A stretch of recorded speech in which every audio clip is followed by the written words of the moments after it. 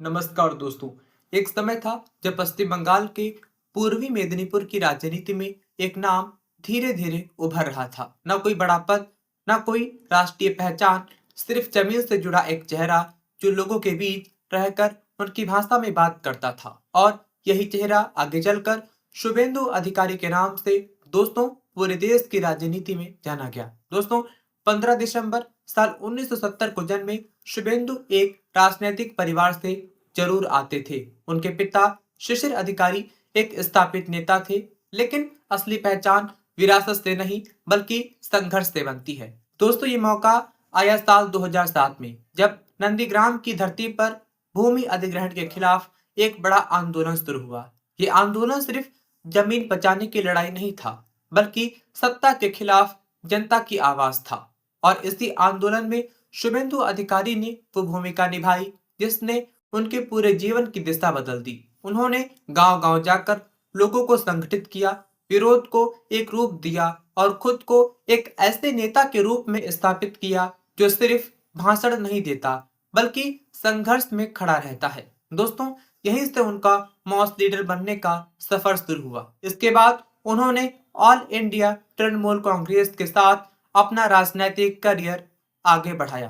दोस्तों, साल 2009 में लोकसभा सांसद बने, फिर साल 2016 में विधायक बने और राज्य सरकार में मंत्री के रूप में परिवहन और सिंचाई जैसे महत्वपूर्ण विभाग संभालने लगे। दोस्तों, सब कुछ तेजी से ऊपर जा रहा था, पद, शक्ति, प्रभाव। लेकिन राजनीति में सबसे बड़ा खेल हमेशा सत्ता के केंद्र के आसपास होता है, और यही वह मोड़ था जहां चीजें बदलने लगी। पार्टी के अंदर शक्ति संतुलन बदल रहा था। ममता बनर्जी के नेतृत्व में नई पीढ़ी उभर रही थी और शुभेंदु अधिकारी खुद को धीरे धीरे निर्णय लेने वाले दायरे से बाहर महसूस करने लगे।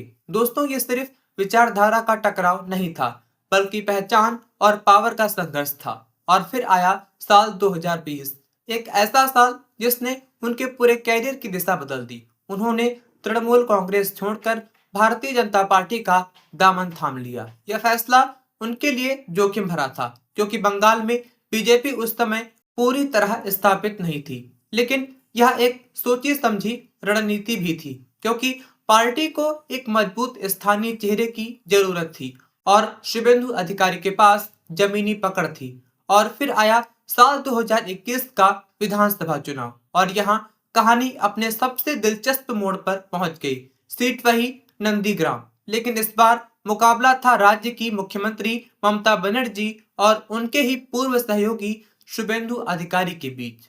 दोस्तों, यह सिर्फ चुनाव नहीं था, बल्कि प्रतिष्ठा की लड़ाई थी। और जब नतीजे आए तो बेहद करीबी मुकाबले में शुभेंदु अधिकारी ने ममता बनर्जी को हरा दिया। इस जीत ने उन्हें राष्ट्रीय स्तर पर एक बड़ा चेहरा बना दिया। इसके बाद वो पश्चिम बंगाल विधानसभा में लीडर ऑफ ऑपोजिशन बने और लगातार सरकार के खिलाफ आक्रामक रुख अपनाते रहे। लेकिन उनकी कहानी यही खत्म नहीं होती, क्योंकि असली बदलाव आया साल 2026 में, जब पश्चिम बंगाल की राजनीति में एक ऐतिहासिक उलटफेर हुआ और भारतीय जनता पार्टी ने पहली बार राज्य में बहुमत हासिल कर लिया। यह सिर्फ एक चुनावी जीत नहीं थी, बल्कि 15 साल से चली आ रही सत्ता का अंत था। और इस जीत के केंद्र में वही नेता था जिसने कभी नंदीग्राम में आंदोलन शुरू किया था। चुनाव जीतने के बाद शुभेंदु अधिकारी को विधायक दल का नेता चुना गया है और आज 9 मई 2026 को वो पश्चिम बंगाल के मुख्यमंत्री पद की शपथ लेने जा रहे हैं। यानी एक ऐसा नेता जिसने अपने कैरियर की शुरुआत जमीनी संघर्ष से की, जिसने सत्ता के भीतर रहकर ताकत हासिल की, फिर उसी सत्ता को चुनौती दी और अब उसी राज्य की सबसे ऊंची कुर्सी तक पहुंच गया। दोस्तों, ये सफर सिर्फ सोने से शिखर तक नहीं है, बल्कि ये बताता है कि भारतीय राजनीति में सही समय पर लिया गया फैसला, मजबूत जमीनी पकड़ और लगातार संघर्ष कैसे एक नेता को इतिहास बना सकता है।